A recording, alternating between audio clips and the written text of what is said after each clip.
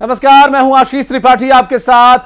महासंग्राम 2023 की खबरों पर नजर डालेंगे। उससे पहले इस बीच एक बड़ी खबर आपको बता दें। दरअसल इस बीच एक बड़ी खबर आ रही है मुरैना से, जहां पर चिप्स खा लेने से बच्चों की तबीयत दरअसल बिगड़ गई और यहां पर उन्हें उल्टी और दस्त की शिकायत पर अस्पताल में भर्ती कराना पड़ा। आपको बता दें कि बगेड़िया गांव की यह घटना है, जहां बगेड़िया गांव में चिप्स खा लेने की वजह से 6 बच्चों की तबीयत बिगड़ गई और तबीयत बिगड़ जाने के बाद बच्चों को अस्पताल में भर्ती कराना पड़ा। चिप्स खा लेने से बच्चों की तबीयत बिगड़ी यहां पर, और बच्चों की तबीयत चिप्स खा लेने की वजह से बिगड़ी और उल्टी दस्त की शिकायत यहां पर उन्हें थी और इसके बाद उन्हें हॉस्पिटल में एडमिट करवाया गया। आपको बता दें कि इस पूरे घटनाक्रम को लेकर लगातार नजर हम बनाए हुए। बच्चों की तबीयत चिप्स खाने की वजह से बिगड़ी, चिप्स में ऐसी क्या समस्या थी आखिर, ये भी जानने का प्रयास रहेगा। फिलहाल आपको बता दें कि ये पूरा घटनाक्रम मुरैना से सामने आया। बच्चों की ये जो इस तरह के फूड आइटम्स होते हैं, कई बार ये बिना मानकों के बना दिए जाते हैं, कई बार ये ऐसे लोकल लेवल पर कई बार बना दिए जाते हैं और उनमें कुछ मानकों का ध्यान नहीं रखा जाता और अमूमन बच्चे दुकानों पर जाकर जो ये चिप्स और अलग तरह के स्नैक्स और ये तले हुए और भुने हुए सामान खरीदते हैं। ये कितने खाने लायक हैं या नहीं, इसका कोई ध्यान ज़्यादा कई बार नहीं रखा जाता है। तो ऐसा ही एक मामला संभवतः अब तक जो आशंका जताई जा रही है कि इस चिप्स में कुछ गड़बड़ी रही थी, जिसकी वजह से बच्चों की तबीयत बिगड़ी। अमित शर्मा हमारे सहयोगी इस वक्त हमारे साथ मौजूद हैं। अमित, अभी की क्या स्थिति है, बच्चों की तबीयत कैसी है और क्या कारण पता चल पाया अब तक बच्चों की तबीयत बिगड़ने का? देखिए आशीष, बिल्कुल बच्चे 5 से 6 बच्चे ऐसे हैं जिनकी तबीयत खराब है और बच्चों को उल्टी दस्त सहित पेट दर्द की बीमारी है। इन बच्चों की तबीयत बिगड़ने का कारण एक है कि पॉप्स खाए थे इन्होंने पड़ोस में ही गांव में जो दुकान थी, बगेड़िया गांव करके है, सरायछोला थाने में आता है। उस गांव में बच्चों ने जैसे ही पॉप्स दुकान से लेकर के आए थे, जिस वजह से बच्चों की तबीयत गड़बड़ाई है और सभी बच्चों को अभी फिलहाल जिला अस्पताल में भर्ती करा दिया है, जहां पर उपचार किया जा रहा है और स्वास्थ्य विभाग की टीम भी जिला मुख्यालय से रवाना हो गई है और जांच करेगी कि आखिरकार इन पॉप्स कहां बनाए गए थे, क्या खामियां पाई गई थी इन पॉप्सों में, जिस वजह से इन बच्चों की तबीयत खराब हुई थी। क्योंकि सबसे बड़ी बात यह है, ग्रामीण रूप से बच्चे अमूमन दुकानों पर जाकर इस तरह के कुछ फूड आइटम्स ले लेते हैं। कई बार ये मानकों के आधार पर नहीं बनाई जाती, इनकी कई बार एक्सपायरी होते हैं, कई बार खराब तेल में बन जाते हैं। बहुत सारे कारण ऐसे भी पहले कई अलग अलग जगहों से घटनाएं सामने आई। अब रहिएगा आप हमारे साथ। फिलहाल इस खबर पर जानकारी देने के लिए बहुत शुक्रिया। कुछ और खबरों पर डिटेल्स आपसे लेते रहेंगे। और मुरैना से इस बीच एक बड़ी खबर आपको बता दें। कांग्रेस नेता कुलदीप सिकरवार का इस्तीफा, टिकट कटने के बाद उन्होंने इस्तीफा दे दिया और बीएसपी ज्वाइन कर ली। दरअसल पहले सुमावली से कांग्रेस ने उम्मीदवार बनाया था, सुमावली से कांग्रेस ने अपने प्रत्याशी बदल डाले। कुलदीप सिकरवार की जगह अब अजब सिंह को यहां मौका दिया गया है। अजब सिंह कुशवाहा को टिकट दिए जाने की वजह से गजब यह हुआ कि कुलदीप सिकरवार ने टिकट कटने पर नाराजगी जताई और कांग्रेस पार्टी छोड़ बहुजन समाज पार्टी ज्वाइन कर ली। पहले सुमावली से कांग्रेस ने इन्हें उम्मीदवार बनाया था, सुमावली से कांग्रेस ने प्रत्याशी को बदल दिया है। और आपको बता दें कि जिस तरह कांग्रेस पार्टी ने कई टिकट्स बदले हैं, ऐसे में एक और जो प्रत्याशी कुलदीप सिकरवार थे, अब वो बीएसपी से जा मिले। अमित हमारे सहयोगी लगातार हमारे साथ मौजूद। अमित, बीएसपी ज्वाइन कर ली है अभी, क्योंकि जिस तरह से टिकट कटा है निश्चित रूप से डिसअपॉइंटेड होंगे। देखिए बिल्कुल आशीष, पहले कांग्रेस पार्टी ने दूसरी सूची जारी की थी जिसमें सुमावली से कुलदीप सिंह सिकरवार को प्रत्याशी बनाया गया था और जो सिटिंग एमएलए थे अजब सिंह कुशवाहा, उनका यानी कि टिकट काटा गया था। लेकिन उसके बाद से ही अजब सिंह कुशवाहा अपने समर्थकों के साथ नाराजगी व्यक्त कर रहे थे और कमलनाथ को सीधा चेतावनी दी थी कि जिस तरीके से मेरा टिकट काटा है, इसे लेकर के जो मुरैना जिले की 6 विधानसभा सीटें हैं, 6 पर भी कांग्रेस को हराने का मेरा समाज और मेरे समर्थक काम करेंगे। यही वजह है कि अब कांग्रेस पार्टी ने चौथी सूची जारी की है और कुलदीप सिकरवार को प्रत्याशी बनाया था, उनका टिकट काट दिया है और आज देखा गया है कि अजब सिंह को फिर से कांग्रेस पार्टी ने प्रत्याशी बना दिया है। तो एक तरीके से कह सकते हैं कि एक को मनाए तो दूजा रूठ जाता है। ये कहीं ना कहीं अब कांग्रेस में देखने को मिल रहा है। अब जो कुलदीप सिकरवार का टिकट काटा गया है तो कुलदीप सिकरवार नाराज थे और उन्होंने अब बसपा का दामन थाम लिया है, यानी कि हाथी पर सवार हो गए हैं और कयास लगाए जा रहे हैं कि सुमावली विधानसभा में अब कुलदीप सिकरवार हाथी यानी कि बसपा के प्रत्याशी हो सकते हैं। हालांकि आज अभी उन्होंने कुछ ही देर पहले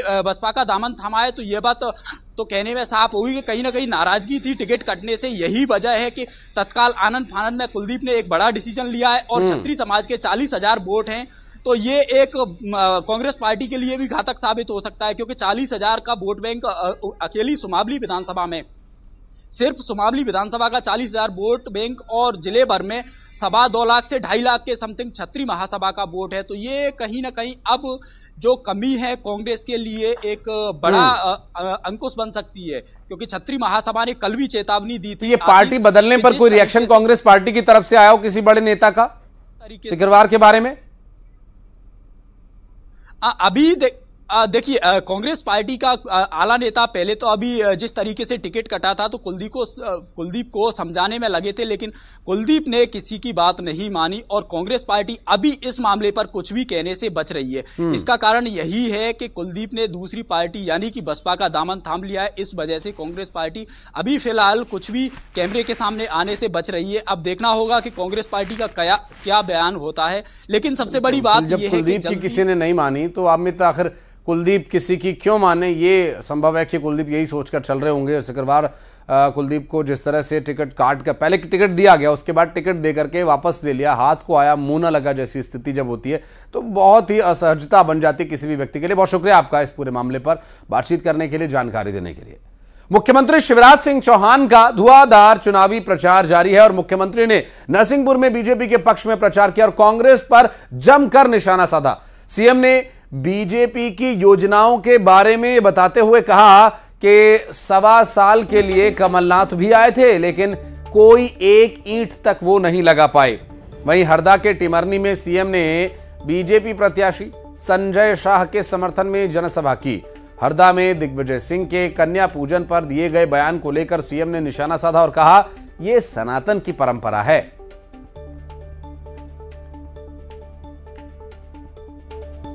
कांग्रेस परेशान होकर कन्या पूजन जैसे कार्यक्रमों को भी नाटक नौटंकी कह रही है। हम भारतीय संस्कृति, जीवन मूल्य और परंपराओं के साधक हैं और उसके साथ ही राजनीति करते हैं। हमारा विश्वास है भारी बहुमत से भारतीय जनता पार्टी मध्य प्रदेश में फिर सरकार।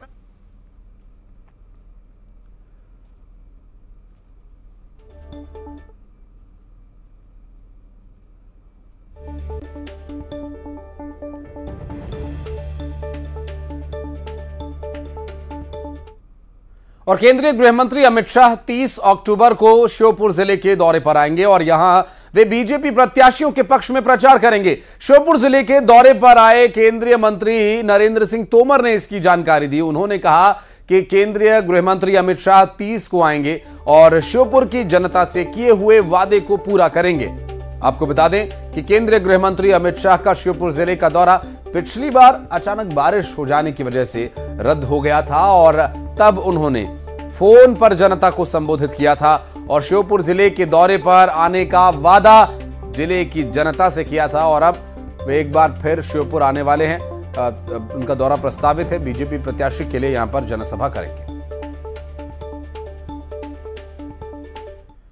और खंडवा से 3 बार लगातार विधायक रहे देवेंद्र वर्मा एक कार्यक्रम में लोगों के सामने रो पड़े। लोगों के सामने देवेंद्र बोले, हमें टिकट का आश्वासन था, सर्वे में नाम था, जनता में नाराजगी भी नहीं थी, कुछ लोगों की वजह से टिकट कटा। जिसके बाद कार्यक्रम में देवेंद्र वर्मा फिर से के नारे लगने लगे। देवेंद्र वर्मा फिर से ऐसे नारे लोगों ने वहां पर लगाए और उन्होंने पार्टी की ओर से तय प्रत्याशी का सपोर्ट किए जाने के सवाल को टाल दिया और आगे बढ़ गए।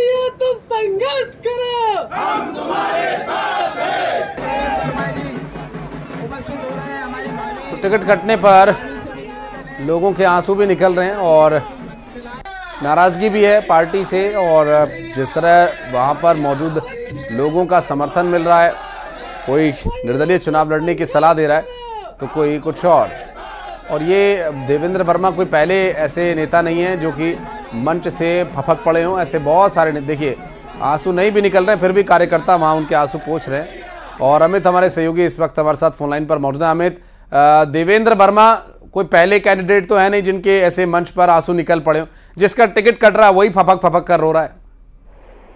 जी आशीष, मैं बता दूं कि देवेंद्र वर्मा खंडवा से लगातार 3 बार चुनाव जीते।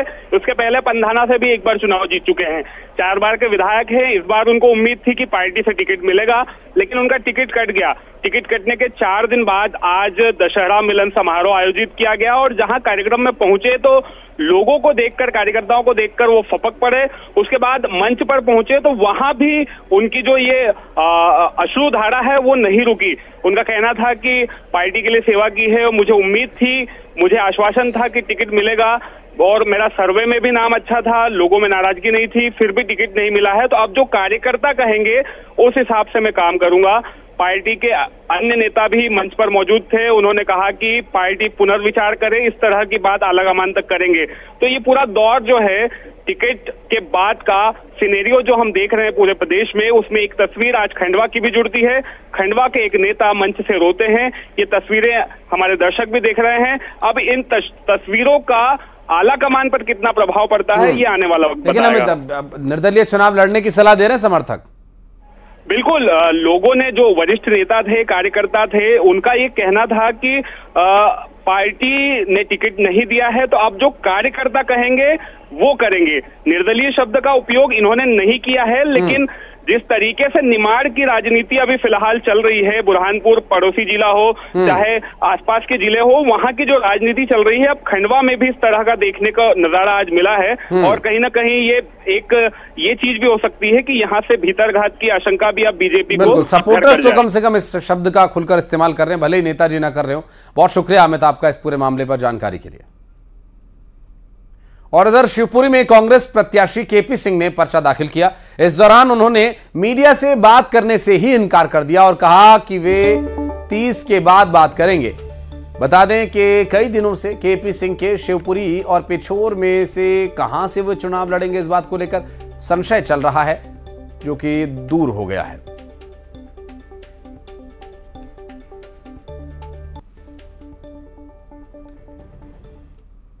और रायपुर में कांग्रेस ने मीडिया से बात करते हुए बीजेपी पर जोरदार हमला बोला। सुप्रिया श्रीनेत ने कहा कि धर्म किसी की बपौती नहीं है, जो धर्म के ठेकेदार हैं वही सबसे ज्यादा उसका हनन कर रहे हैं। बीजेपी धर्म के नाम पर सबसे ज्यादा राजनीति कर रही है। आप धर्म की राजनीति करें तो सही है, हम करें तो पाप है, ये नहीं हो सकता।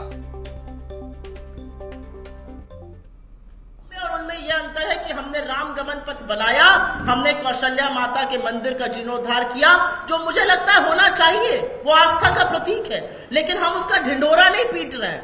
हम ये नहीं कह रहे कि हमने भैया कोई काम नहीं किया उसी के नाम पर वोट दे दो। हमने काम भी किया, हमने आपकी आस्था को भी पूरा किया, हमने वो हर काम किया जो हमें लगता है कि समाज के हर तबके के लिए होना चाहिए। और बीजेपी के केंद्रीय नेतृत्व के दौरे को लेकर कांग्रेस हमलावर है। कुलदीप जुनेजा ने कहा कि भूपेश बघेल की कार्यशैली से बीजेपी के नेता डरे हुए हैं। राहुल गांधी की भारत जोड़ो यात्रा से बीजेपी के नेता घबराए हुए हैं। बीजेपी ने 15 साल में छत्तीसगढ़ में कोई काम किया होता तो बीजेपी के बड़े बड़े नेताओं के आने की आवश्यकता नहीं पड़ती। भूपेश बघेल जी ने जो देश में काम किया है, जो उनकी कार्यशैली है, जो उनकी कार्य प्रणाली है, उससे भाजपा के नेता डर गए हैं। और जो राहुल गांधी जी का भारत जोड़ो यात्रा थी, उससे लोग डर गए हैं, भाजपा के लोग। और छत्तीसगढ़ के अंदर में अगर कुछ भी काम किए रहते 15 साल में, तो देश के जो भाजपा के नेता, बड़े बड़े प्रधानमंत्री जी और अमित शाह जी और बड़े बड़े केंद्रीय मंत्री को आने की जरूरत नहीं पड़ती अगर 15 साल काम किए रहते। और बीजेपी नेता केदार गुप्ता ने केंद्रीय नेतृत्व के दौरे पर कांग्रेस के आरोप पर पलटवार करते हुए कहा कि बीजेपी का केंद्रीय नेतृत्व सक्षम और मजबूत है, हम सब मिलकर काम करते हैं। नरेंद्र मोदी, अमित शाह समेत तमाम बड़े नेता छत्तीसगढ़ आएंगे।